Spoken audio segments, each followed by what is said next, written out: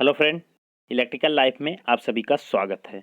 Friends, हम discuss करेंगे magnetic circuit के इम्पॉर्टेंट एमसीक्यू जो कि प्रीवियस ईयर में पूछे जा चुके हैं और ये बहुत ही इम्पॉर्टेंट एमसीक्यू है आपके किसी भी जेई लेवल के एग्ज़ाम के लिए। ठीक है, तो एक एक क्वेश्चन को आप ध्यान से समझिए। देखिए, इसमें क्या है कि मैं आपको लगभग अब मैग्नेटिक सर्किट की वीडियोस आपको एक दिन के बाद, मतलब कि एक दिन का गैप रहेगा, तो जिसमें आपको जेबी गुप्ता बुक का भी सॉल्यूशन मिलेगा। ठीक है, जो कि हम एसजीपी कर रहे हैं तो वह भी आपको मिलेगा। एक दिन जेबी गुप्ता का मिलेगा, एक दिन आपको मैग्नेटिक सर्किट का एमसीक्यू मिलेगा। ठीक है, जिसमें कि हम प्रीवियस ईयर को डिस्कस करेंगे। तो इस हिसाब से आपका एक मतलब कि चलता रहेगा और उस हिसाब से आप कुछ और भी टॉपिक्स को डिस्कस करते हुए चलेंगे, तो कुछ मतलब कि आप कवर कर सकते हो कुछ चैप्टर्स को, जिससे कि आपकी नॉलेज में थोड़ा बहुत वृद्धि हो जाएगी। ओके, तो चलिए, तो अगर हम बात करें कि मैग्नेटिक सर्किट में हम क्या क्या डिस्कशन करेंगे, तो मैग्नेटिक सर्किट की अगर हम बात करें तो मैग्नेटिक सर्किट खुद ही मतलब एक डिस्कशन करेंगे कि मैग्नेटिक सर्किट आपकी कैसे फॉर्म होती है। उसके बाद है कंसेप्ट ऑफ फ्लक्स, कि फ्लक्स क्या है, एम एफ क्या है, रिलक्टेंस क्या है, different kind of magnetic material, यानी कि डिफरेंट डिफरेंट जैसे कि डायामैग्नेटिक, फेरोमैग्नेटिक, ठीक है, पैरामैग्नेटिक, इन सब मटेरियल्स हैं, इनके बारे में भी हम डिस्कशन करेंगे।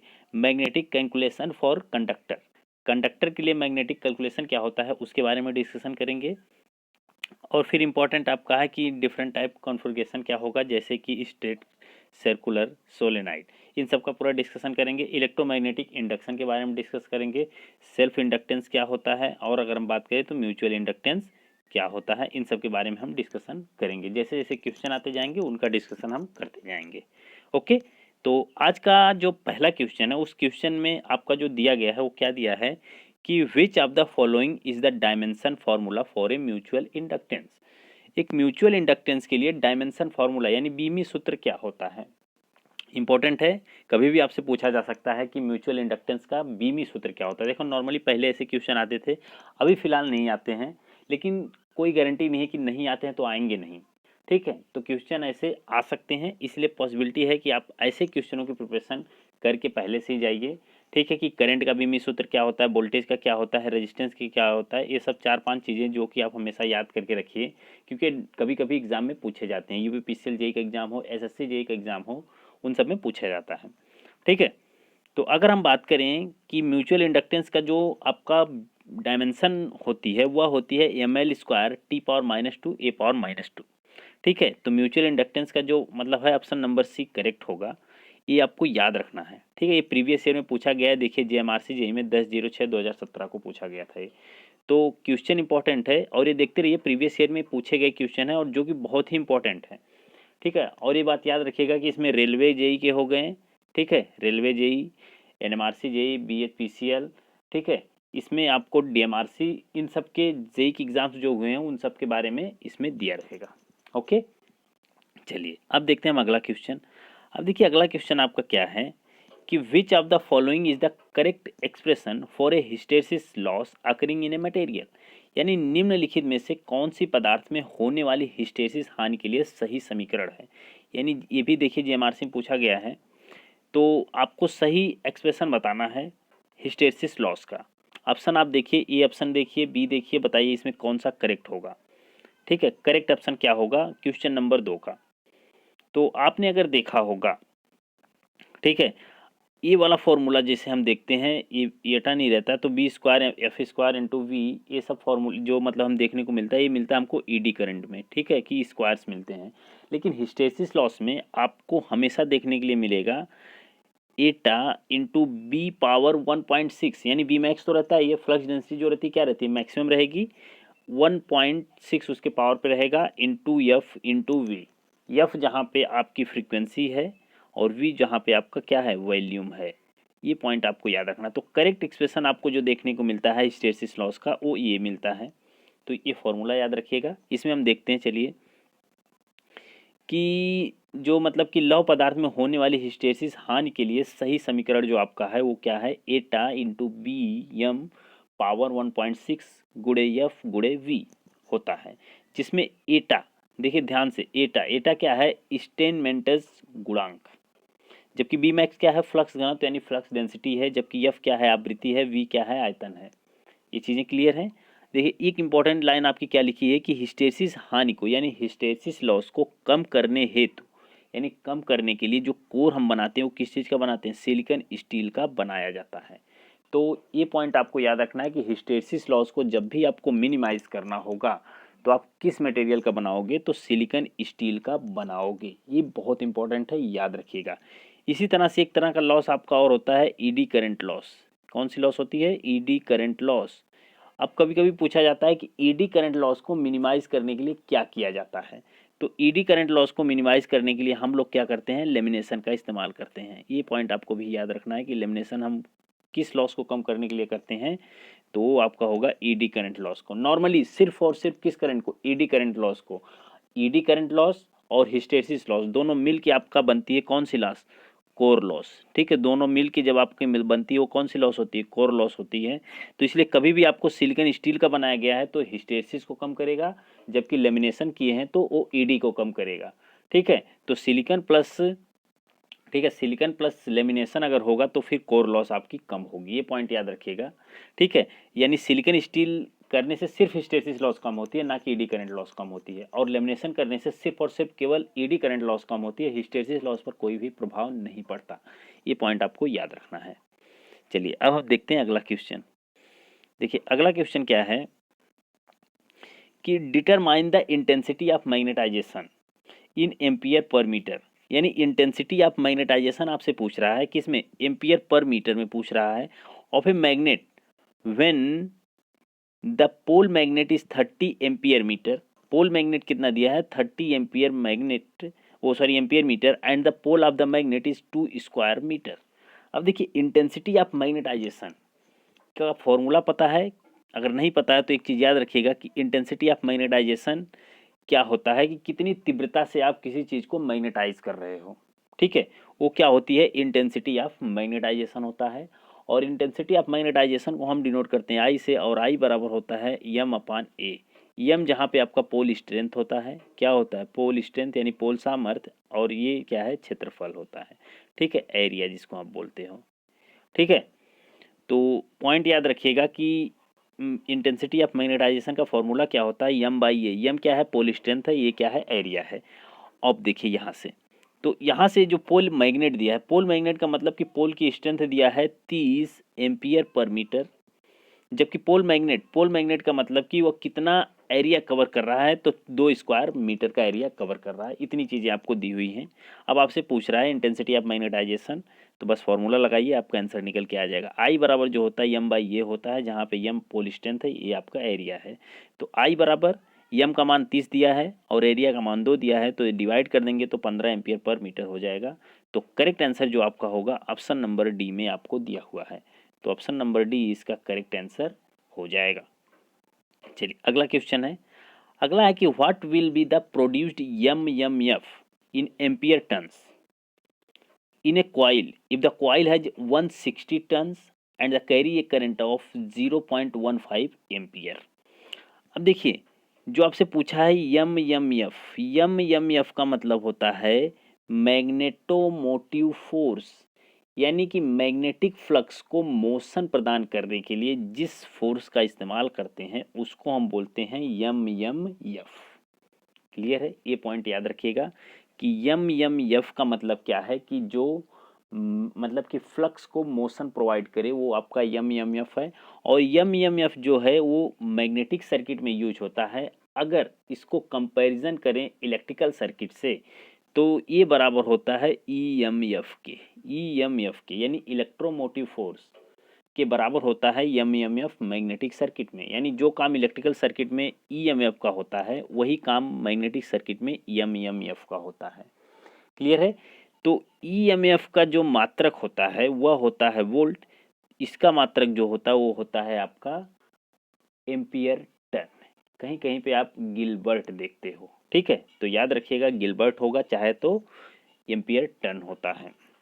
उसके बाद ई एम एफ बराबर क्या होता है, ई एम एफ बराबर होता है V बराबर आई इंटू आर। ठीक है, V बराबर क्या होता है, आई इंटू आर। तो उसी तरह से एम एफ बराबर जो होता है वो होता है फाई इंटू एस। देखिए यस जो है वो है रिलक्टेंस। रिलक्टेंस का मतलब किसके बराबर, रेजिस्टेंस के। फाई का मतलब किसके बराबर, करंट के। यानी कि करंट फ्लक्स के बराबर होती है मैग्नेटिक सर्किट में, और रेजिस्टेंस के बराबर मैग्नेटिक सर्किट में क्या होता है, रिलक्टेंस होता है। तो ये तो हो गया इसका प्रॉपर फॉर्मूले का मतलब बात। उसके बाद एमएफ का एक फॉर्मूला और होता है जिसको हम लिखते हैं एम एम एफ बराबर होता है एन इंटू आई। एन इंटू आई। एन आपको कितना दिया है, क्योंकि इस मतलब कि इस क्वेश्चन के लिए हम लोग ये वाला फॉर्मूला लगाएंगे। तो एन का मान आपको दिया है 160 गुणे 0 पॉइंट, आई का मान दिया है 0.15। जैसे ही दोनों मल्टीप्लाई करेंगे तो मल्टीप्लाई करने से आपका देख लेना कुछ ना कुछ आंसर निकल के आ जाएगा। तो एक बार करिए मल्टीप्लाई, 16 गुणे 1.5, तो 16 पचे 80 के 0, 16 कम 16, 16 पचे 80, तो 16 कम 16 24, तो कितना हो जाएगा, 24 आपका आ जाएगा, 24 एम्पियर टर्न। क्योंकि पूछा ही क्वेश्चन में कितना, 24 एम्पियर, मतलब कि एम्पियर टर्न में आपको बताना है, तो 24 एम्पियर टर्न होगा इस क्वेश्चन का आंसर। ठीक है, तो आप देख सकते हो इसमें कि लगाया गया है इस क्वेश्चन को, तो आप बता सकते हो कि इसका करेक्ट आंसर क्या होगा, ऑप्शन नंबर बी होगा। चलिए अगला क्वेश्चन देख लेते हैं। अगला क्वेश्चन है डिटरमाइन द रिलक्टेंस। क्या कह रहा है, रिलक्टेंस को आपको कह रहा है डिटरमाइन करना है इन एम्पियर टर्न पर वेबर में, एम्पियर टर्न पर वेबर में of A coil when the flux through the coil is 25 weber and the value of produced EMF is 50 ampere turn. अब देखिए क्वेश्चन इसमें बहुत ही आसान है, ऐसे क्वेश्चन पूछे जाते हैं जेई लेवल में, तो ध्यान से समझिएगा कि आपको क्या दिया है, फ्लक्स दिया है, थोड़ा ध्यान से देखिएगा कि फ्लक्स दिया है। तो फ्लक्स आपको जो दिया है वो दिया है 25, और उसके बाद यम यम एफ, यम यम एफ आपको जो दिया है वो दिया है आपको 50 एम्पियर टर्न। तो मैंने अभी आपको एक फॉर्मूला बताया कि यम यम एफ बराबर, यम यम एफ बराबर जो होता है वो होता है phi into yes, phi into yes.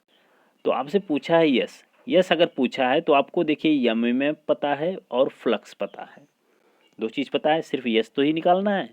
तो बस डायरेक्ट इस फॉर्मूले में आप रख दो, आपका आंसर निकल के आ जाएगा।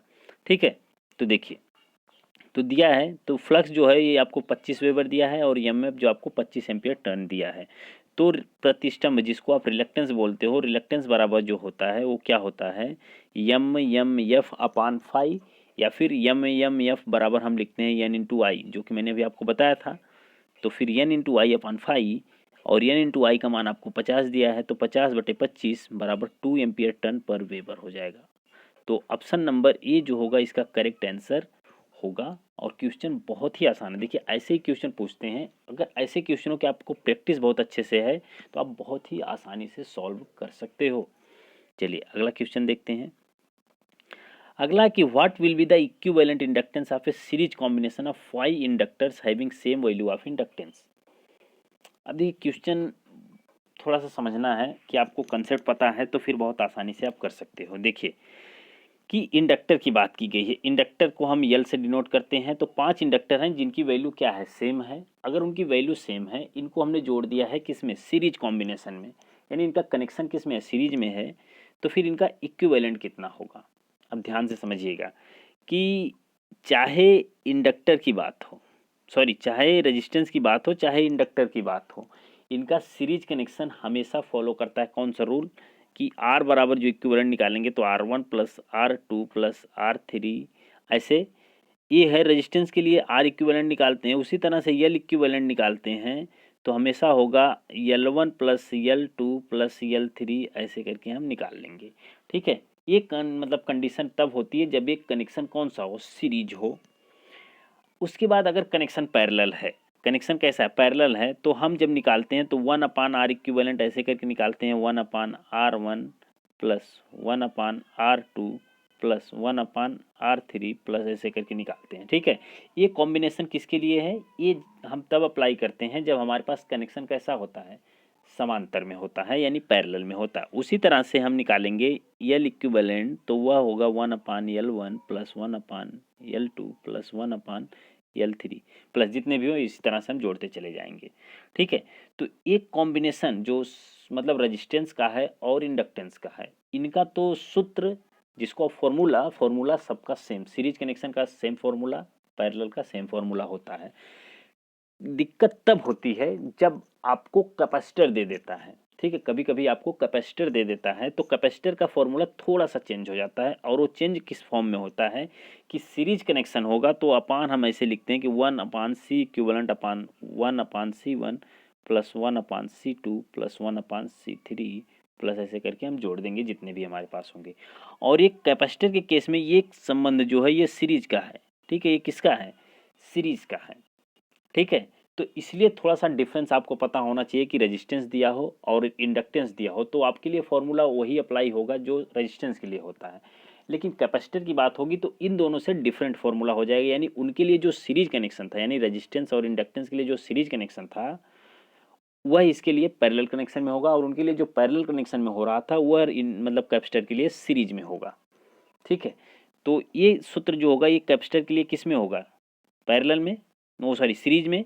और पैरेलल की बात होगी तो सी इक्विवेलेंट हम निकालेंगे तो क्या कर देंगे C1 plus C2 plus C3 ऐसे करके हम निकाल लेंगे, ठीक है। तो ये फॉर्मूला हमारा हो जाएगा।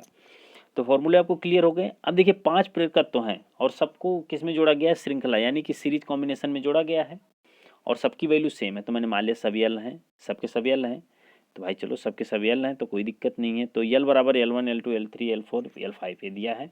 तो ये इक्विवेलेंट निकालेंगे तो L1 plus L2 plus L3 plus L4 plus L5। अब पाँचों को जोड़ देंगे, जोड़ेंगे तो 5 यल हो जाएगा। बस फॉर्मूला समझना था, फॉर्मूला समझ में आ गया तो आंसर आपको मिल जाएगा। तो करेक्ट आंसर क्या होगा? ऑप्शन नंबर ए होगा। क्लियर है? चलिए अब देखते हैं हम अगला क्वेश्चन।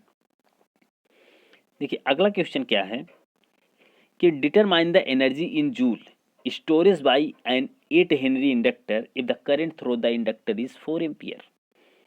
बहुत इंपॉर्टेंट है और ये बहुत बार पूछा जाता है एनर्जी स्टोरिंग मतलब कि फॉर्मूले पर आपसे क्वेश्चन, कि एनर्जी स्टोरिंग पर आपसे एक आध क्वेश्चन जरूर, किसी भी जेईई के एग्जाम देखना एक आध क्वेश्चन जरूर आ जाता है। तो इसमें इंपॉर्टेंट है कि आपको फॉर्मूला पता होना चाहिए कि इंडक्टर में जो एनर्जी स्टोर होती है उसका फॉर्मूला क्या होता है। तो एनर्जी स्टोर का जो फॉर्मूला होता है 1/2LI², बहुत ही इंपॉर्टेंट है, ठीक है। उसके बाद अगर बात करें कैपेसिटर के लिए तो 1/2CV² ये होता है। तो ये फॉर्मूला बहुत इंपॉर्टेंट है, इसे आप याद रखिएगा, ठीक है। कभी भी आपसे पूछा जा सकता है, चाहे कैपेसिटर के लिए चाहे इंडक्टर के लिए। तो फॉर्मूला याद है तो बहुत ही आसानी से कर सकते हो आप। तो चलिए अब हम कुछ नहीं करेंगे, अब हमें करना क्या है, सिर्फ ई निकालना है। तो 1/2L × I², यल का मान कितना दिया? 8 हेनरी। चलो हमने कर दिया 8 गुड़े I² का मतलब 4 का स्क्वायर, 4 का स्क्वायर मतलब 16, तो 2 चौक को 8, तो 16 चौक को 64 जूल हो जाएगा। कितना हो जाएगा? 64 जूल, ठीक है। तो ऑप्शन नंबर सी इसका करेक्ट आंसर हो जाएगा। आप देख सकते हो फॉर्मूला वही लगाया गया है और इसी तरह से हम सॉल्व किए हैं तो आप निकाल सकते हो, ठीक है। चलिए अगला क्वेश्चन है। अगला क्वेश्चन है कि which one of the following statement is true about reluctance. Reluctance से कौन सा स्टेटमेंट आपका ट्रू है, ठीक है। देखिए permeability is the reciprocal of reluctance, reluctivity is the reciprocal of reluctance, permeance is the reciprocal of reluctance, susceptibility is the reciprocal of reluctance. तो बहुत ही इंपॉर्टेंट है कि आपको ये चीज़ बतानी पड़े। अब ऐसे क्वेश्चन आते हैं किसी भी जेईई के एग्जाम में, देखना है आप, ऐसे क्वेश्चन पूछे जाते हैं आपसे। तो रेसिप्रोकल पे आपसे क्वेश्चन जरूर पूछा जाएगा। तो आपसे सिर्फ पूछा गया है कि इसमें ट्रू कौन सा। ट्रू के लिए परमिबिलिटी जो होती है वह रेसिप्रोकल होती है रिलक्टेंस की? नहीं, रिलक्टेंस की नहीं होती है, यह होती है रिलेक्टिविटी की। जिस तरह से रिलक्टेंस मतलब कि फ्लक्स को मतलब फ्लक्स के पैदा होने का अपोज करता है, उसी तरह की एक प्रॉपर्टी क्या है? रिलेक्टिविटी है, जो कि नॉर्मली किससे जनरेट हुई है? रिलक्टेंस से ही मिली है हमको। जैसे रेजिस्टेंस है, रेजिस्टेंस की एक प्रॉपर्टी होती है रेजिस्टिविटी, जो कि डिपेंड करती है मटेरियल के ऊपर। उसी तरह से रिलक्टेंस की प्रॉपर्टी क्या होती है? रिलेक्टिविटी। और रिलेक्टिविटी रेसिप्रोकल होती है परमिबिलिटी की। ये पॉइंट है, ये आपको याद रखना है, ठीक है।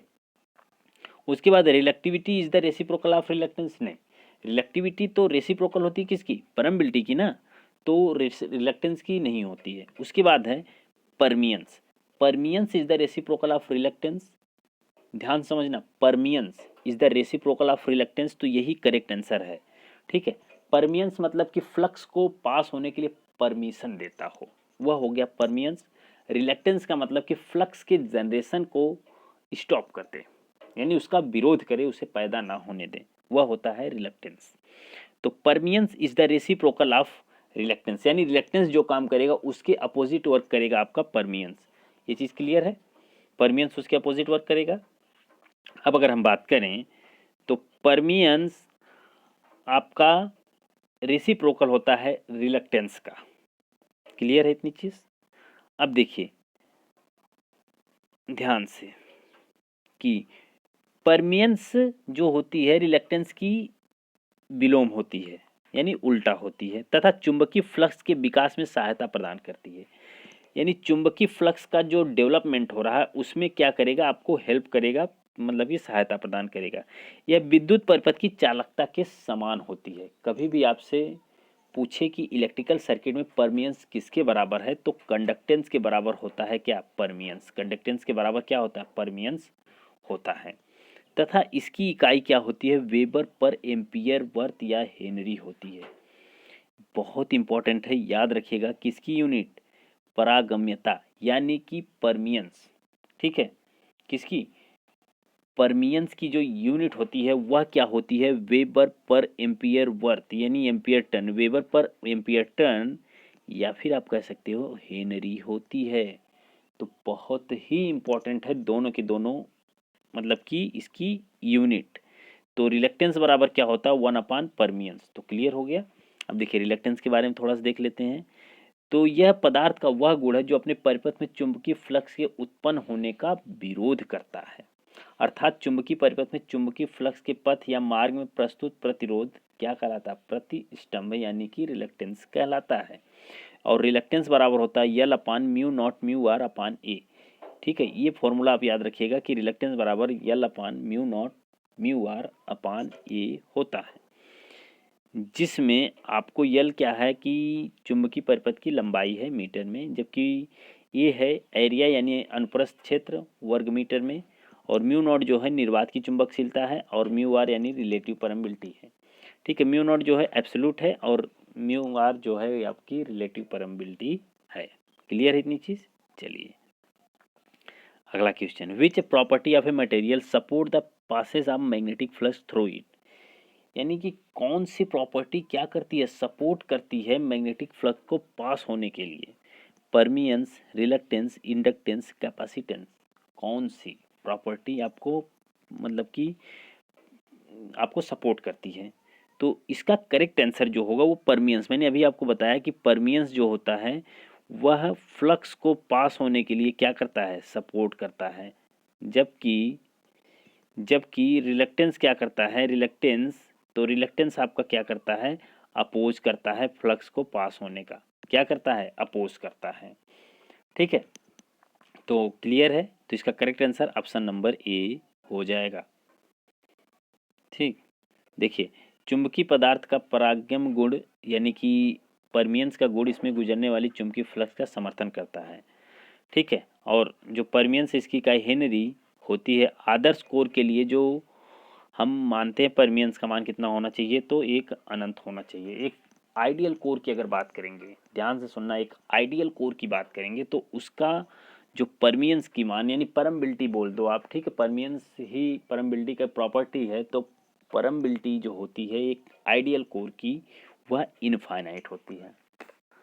ठीक है, और उसकी रिलेटिविटी 0 होती है। ये पॉइंट आपको याद रखना है। तो करेक्ट आंसर ऑप्शन नंबर ये था। चलिए अगला क्वेश्चन देख लेते हैं। अगला क्वेश्चन है कि which one of the following is the correct expression for the self inductance of A solenoid. Solenoid के लिए जो आपका स्वप्रेरण के लिए सही मतलब समीकरण कौन सा है, तो ऑप्शन नंबर ए यल बराबर mu naught N square A, L बराबर mu naught N square A upon L, L बराबर mu naught N A square L, या फिर यल बराबर mu naught N square A square upon L. तो correct answer आपको बताना है। तो देखिए कि सोलेनॉइड के लिए जो हम सेल्फ इंडक्टेंस का मतलब कि जैसे कोई कॉइल है, ठीक है, कोई कॉइल है, इसी का जो इंडक्टेंस होगा, इसी कॉइल का जो स्वयं का इंडक्टेंस होगा वो क्या कहलाता है, सेल्फ इंडक्टेंस। लेकिन अगर दो कॉइल है, इस कॉइल की, इसमें मान लो करंट फ्लो हो रही है इस कॉइल में, तो इस कॉइल में ईएमएफ जनरेट होगा। इस ईएमएफ के कारण इस कॉइल में भी अगर ईएमएफ जनरेट हो जाए तो उसको हम बोल देते हैं म्यूचुअल इंडक्टेंस। क्या बोल देंगे? म्यूचुअल। लेकिन इस कॉइल का अपना भी तो कुछ ना कुछ क्या होगा? इंडक्टेंस होगा। इसका भी अपना कुछ ना कुछ इंडक्टेंस होगा। लेकिन दो इन प्रॉपर्टी को यानी बिना टच किए उसके बाद भी इसमें कुछ ना कुछ इंडक्शन हो जाए तो वह क्या कहलाता है आपका? वह आपका म्यूचुअल इंडक्टेंस कहलाता है। तो देखिए, सेल्फ इंडक्टेंस यानी कोई भी सोलेनॉइड है, ठीक है, सोलेनॉइड ऐसे बनाते हैं हम, ठीक है, सोलेनॉइड है कोई, तो उसका सेल्फ इंडक्टेंस का जो फॉर्मूला है वो क्या होता है? तो उसका सेल्फ इंडक्टेंस का जो फॉर्मूला होता है वह होता है यल बराबर mu naught N square A upon यल। ये बहुत इंपॉर्टेंट है, याद रखिएगा कि यल बराबर mu naught N square A upon यल। ठीक है, देखिए इसमें यल जो है स्वप्रेरकत्व है, जबकि म्यू नॉट आपकी क्या है? म्यू नॉट आपकी है एब्सोल्यूट परमेबिलिटी, और एन जो है नंबर ऑफ टर्न्स हैं, और ये जो है परिनालिका का क्षेत्रफल, और यल जो है परिनालिका की लंबाई। किसी परिपथ में यल अधिक होने पर स्थायी धारा स्थापित होने में अधिक समय लगता है। अब देखिए कह रहा है कि यल अगर आपका अधिक होगा तो जो आपको स्टेबल करंट मिलेगी उसको थोड़ा सा टाइम लगेगा। अगर यल का मान आप कम रखते हो तो स्टेबल करंट आप बहुत जल्दी अचीव कर सकते हो। ठीक है, चलिए अगला क्वेश्चन। अगला क्वेश्चन है कि determine the value of परमियंस in Henry. तो परमियंस का मतलब पूछ रहा है value of A coil when the flux through the coil is 26 weber and the value of produced F is 20 ampere turn. आपसे यही पूछ रहा है। तो एक कुंडली जो है कि वो है उसका जो आपको उसके थ्रू जो फ्लक्स आपका फ्लो हो रहा है वो है 26 वेबर, और उसमें जो प्रोड्यूस एफ है वो 20 एम्पियर टन है। तो आपको बताना क्या है? परमियंस बताना है। तो देखिए परमियंस बताने के लिए आपको क्या करना है? परमियंस आपको बताना है तो परमियंस बताने के लिए आपको पता होना चाहिए रिलक्टेंस। क्यों? क्योंकि परमियंस आप तभी बता सकते हो जब आपको रिलक्टेंस का आइडिया हो, क्योंकि आपको पता है रिलक्टेंस बराबर जो होता है वह होता है 1/परमियंस। ठीक है, 1/परमियंस। तो परमियंस निकालने के लिए आपको रिलक्टेंस निकालना होगा, क्योंकि इसमें आपको एफ दिया है और फाई दिया है। तो एफ और फाई ही दिया है तो आप इसके थ्रू सिर्फ और सिर्फ रिलक्टेंस निकाल सकते हो। ठीक है, तो देखिए ध्यान से, तो रिलक्टेंस बराबर जो होता है एफ अपान फाई। तो एफ जो है वो है 26, और सॉरी एफ जो है वो है 20, और जो आपको फ्लक्स जनरेट हुआ वो 26 है। तो जैसे ही इनको डिवाइड करेंगे तो हमारा कुछ ना कुछ निकल के आएगा। तो देखिए हमने ऐसे डिवाइड किया तो प्रतिष्ठंभ हमारा जो यानी रिलक्टेंस निकल के आया वो 20/26 आ गया। तो परमियंस बराबर जो होता है 1/प्रतिष्ठंभ यानी रिलक्टेंस होता है। तो परमियंस बराबर 1/20/26, तो ऊपर हो जाएगा तो 26/20, तो डिवाइड करेंगे तो हमारा निकल के कितना आ जाएगा? 1.3 हेनरी। 1.3 हेनरी। तो परमियंस कितना हो गया? 1.3 हेनरी। तो बहुत ही अच्छा क्वेश्चन है। देखो ऐसे क्वेश्चन घुमा के आपसे पूछा जा सकता है, ठीक है, ताकि आपको थोड़ा सा दिमाग लगाना पड़े उस पर। ओके, तो करेक्ट आंसर आपका ए है। चलिए अगला क्वेश्चन। अगला कि which of the following statement is true about the magnetic reluctivity. Reluctivity से आपसे मतलब है कि रिलेक्टिविटी के लिए क्या ट्रू है। तो पहला ऑप्शन क्या है? Reluctivity is the reciprocal of reluctance. तो रिलेक्टेंस के लिए तो रिलेक्टिविटी रेसिप्रोकल होती ही नहीं है। क्लियर है, ये तो आपको पता है कि दोनों एक दूसरे के प्रॉपर्टी हैं। तो ये आपका गलत है। चलिए अगला क्वेश्चन देख लेते हैं। अगला क्वेश्चन है कि reluctivity is the reciprocal of susceptibility, या फिर reluctivity is the reciprocal of permeance. तो ये भी गलत है, ये भी गलत है। ऑप्शन नंबर डी देखें तो reluctivity is the reciprocal of permeability. तो रिलेक्टिविटी परागम्यता के पारस्परिक है, यानी इसका रेसिप्रोकल है। तो ऑप्शन नंबर डी जो होगा इसका करेक्ट आंसर हो जाएगा। यानी रिलेक्टिविटी जो होती है परमेबिलिटी की क्या होती है? व्युत्क्रमानुपाती होती है, या फिर आप कहते हो कि एंटी प्रोपोर्शनल होती है, या फिर आप कहते हो कि रेसिप्रोकल होती है। ठीक है, तो रिलेक्टिविटी बराबर होता है 1/μ0μr मीटर पर हेनरी। इसका मतलब है कि परमेबिलिटी बराबर क्या होगा? तो परमेबिलिटी बराबर हेनरी पर मीटर होगा। तो याद रखिएगा कि कभी कभी ना आपसे पूछा जाता है कि परमेबिलिटी की यूनिट क्या है। तो परमेबिलिटी की यूनिट क्या है? हेनरी पर मीटर। रिलेक्टिविटी की यूनिट क्या है? मीटर पर हेनरी। ये पॉइंट याद रखना। कभी कभी ये जब आपसे पूछा जाता है ना कि इसकी यूनिट बताओ ना, फिर दिक्कत हो जाती है, यूनिट नहीं याद रहती। तो यूनिट आपको याद रखनी है परमिबिलिटी की और रिलेक्टिविटी की, ठीक है। उसके बाद अगर हम कहें तो जो आपकी रिलेक्टिविटी है उसी को हम क्या बोलते हैं, विशिष्ट प्रतिष्ठम्भ, ठीक है। विशिष्ट प्रतिष्ठम्भ यानी कि स्पेस, मतलब कि स्पेसिफिक आप बोल सकते हो रेजिस्टेंस, जिसको स्पेसिफिक रिलक्टेंस आप बोलते हो, ठीक है। तो प्रतिष्ठम्भता यानी रिलेक्टिविटी को ही स्पेसिफिक मतलब कि रिलक्टेंस बोला जाता है। तो इंपॉर्टेंट है, दोनों नाम आ जाए तो आप कंफ्यूज मत होना कि क्या है ये। चलिए अगला क्वेश्चन। अगला क्वेश्चन है कि the ratio of total flux linkage to uses flux is known as, यानी कुल फ्लक्स और प्रयुक्त फ्लक्स का अनुपात के रूप में जाना जाता है क्या। यानी कि देखिए रेशियो ऑफ फ्लक्स लिंकेज कि फ्लक्स लिंकेज और यूज फ्लक्स का जो अनुपात होता है वो क्या होता है। टोटल फ्लक्स लिंकेज और यूज फ्लक्स का जो अनुपात होता है उसे हम क्या कहते हैं, उसको क्या हम gain factor, leakage factor, field gain factor या फील्ड, ये तो दो ऐसे ही आप समझ सकते हो, नहीं है इसमें थोड़ा सा कन्फ्यूजन होगा। तो करेक्ट आंसर जो होगा वो होगा flux leakage factor. Flux leakage factor बराबर जो होता है वह होता है total flux linkage upon used flux, ठीक है। देखिए ध्यान से कि कुल फ्लक्स और प्रयुक्त फ्लक्स का जो अनुपात होता है उसी को हम क्या कहते हैं, flux leakage factor. Flux leakage factor तो क्षरण गुणांक बराबर, यानी इसको लैम्डा से लिखते हैं, तो लैम्डा बराबर कुल फ्लक्स अपान उपयोगी फ्लक्स होता है। अब ध्यान से देखिए कि लीकेज फैक्टर का मान एक से ज़्यादा ही होता है, ठीक है। अब देखिए जैसे टोटल फ्लक्स आपके पास मान लीजिए कि 5 वेबर है, तो 5 वेबर तो आप यूज नहीं करोगे, कुछ ना कुछ उसमें लीकेज होगा, कुछ ना कुछ क्या होगा, लीकेज होगा। तो इसलिए मान लो आपने 3 यूज किया तो 2 बच गया, तो 5 और 3 का रेशियो कर देंगे तो हमको क्या मिल जाएगा, लीकेज फैक्टर मिल जाएगा, ठीक है। Leakage factor, flux leakage factor मिल जाएगा। तो फ्लक्स लीकेज फैक्टर का मान हमेशा क्या होगा, 1 से अधिक होगा। लीकेज फैक्टर को लैम्डा से प्रदर्शित करते हैं, इसका मान सामान्यतः 1.12 से 1.5 के बीच में वेरी करता है। ये पॉइंट याद रखना कि फ्लक्स लीकेज फैक्टर जो आपका वेरी करता है वह किसके बीच में वेरी करता है, 1.12 से लेकर 1.5 के बीच में। एक कुंडली के द्वारा उत्पन्न फ्लक्स को का दूसरी कुंडली से लिंक ना करना ही लीकेज फ्लक्स कहलाता है, ठीक है। अब देखिए लीकेज फ्लक्स समझ गए ना, कि जैसे कि ये मान लीजिए कि ये फ्लक्स है, ठीक है। तो यहाँ पे कुछ फ्लक्स है, मान लो ये φ1 फ्लक्स है। अब ये φ1 फ्लक्स जो था इससे लिंक नहीं कर पाया, यानी इससे जाके मिल नहीं पाया, तो इस फ्लक्स को बोलेंगे लीकेज फ्लक्स। लेकिन अगर यही फ्लक्स इससे मिल गया इस कुंडली से दूसरी कुंडली से, तो इसको हम बोल देते हैं लिंकेज फ्लक्स। दोनों में अंतर समझ में आ रहा है ना, लीकेज और लिंकेज। लीकेज मतलब कि एक कुंडली का फ्लक्स दूसरे से लिंक नहीं करे, दूसरे से जुड़े नहीं, यानी यहाँ का जो फ्लक्स होगा इससे नहीं मिल पाए तो उसको लीकेज बोल देंगे। अगर यही फ्लक्स इससे मिल जाए तो उसको क्या बोल देंगे, लिंकेज फ्लक्स। क्लियर है। चलिए अगला क्वेश्चन। अगला है कि magnetic flux per unit area is called.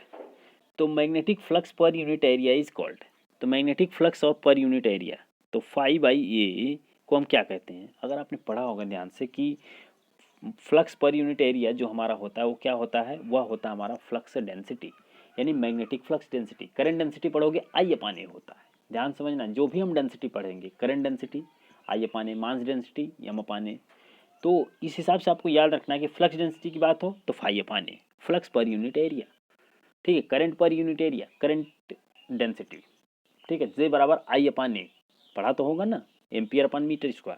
तो इसी तरह से फ्लक्स पर यूनिट एरिया जो हमारा कहलाता है वो क्या कहलाता है, वो कहलाता है हमारा ऑप्शन नंबर सी, यानी कि फ्लक्स डेंसिटी। फ्लक्स डेंसिटी, देखिए तो चुंबकीय फ्लक्स पर यूनिट क्षेत्र को हम क्या कहते हैं, चुंबकीय फ्लक्स घनत्व कहा जाता है। यह एक कौन सी राशि है, वेक्टर राशि है। बहुत इंपॉर्टेंट, कभी कभी आपसे वेक्टर और स्केलर में पूछता है, तो फ्लक्स डेंसिटी जो आपकी होती है वो क्या होती है, वेक्टर राशि होती है। इसकी यूनिट वेबर/मीटर² अथवा टेस्ला भी होती है। बहुत इंपॉर्टेंट है, याद रखिएगा कि यूनिट पूछा जाए फ्लक्स डेंसिटी की तो टेस्ला या फिर वेबर/मीटर² होती है, और इसे हम बी द्वारा लिखते हैं, और बी बराबर φ/A होता है। फाई मतलब फाई जो है वो क्या है, फ्लक्स है वेबर में, और ये जो है एरिया है किसमें, मीटर² में। अब देखिए किसी मशीन की साइज फ्लक्स डेंसिटी के व्युत्क्रमानुपाती होती है। बहुत इंपॉर्टेंट लाइन है, ट्रांसफार्मर में आपसे हमेशा पूछा जाता है कि फ्लक्स डेंसिटी अगर ज़्यादा है तो उसकी साइज क्या होगी। तो अगर आपको ये फॉर्मूला याद है तो आप बहुत आसानी से बता सकते हो ना, कि किसी मशीन की साइज फ्लक्स डेंसिटी के व्युत्क्रमानुपाती होती है। यानी कि फ्लक्स घनत्व तो अगर आपका ज़्यादा होगा तो मशीन की साइज कम होगी, अगर फ्लक्स घनत्व तो कम है तो मशीन की साइज क्या होगी, ज़्यादा होगी। क्लियर है? तो ये इंपॉर्टेंट लाइन है, इसे याद रखिएगा। चलिए अगला क्वेश्चन देख लेते हैं। अगला क्वेश्चन है what will be the परमियंस in Henry of A coil when the flux through the coil is 25 weber and the value of produced EMF is 25 ampere turn. अब देखिए इसमें आपको बताना क्या है। अरे भाई मैं परमियंस बताना ना, तो परमियंस बताने के लिए सबसे पहले रिलेक्टेंस फाइंड करेंगे। रिलेक्टेंस को फाइंड कर लो ना। रिलेक्टेंस फाइंड करने के लिए यस बराबर क्या होता है, यम यम एफ अपॉन फाई। ठीक है, यम एम एफ क्या दिया है आपको, दिया है 25 और फाई जो दिया है आपको दिया है 50।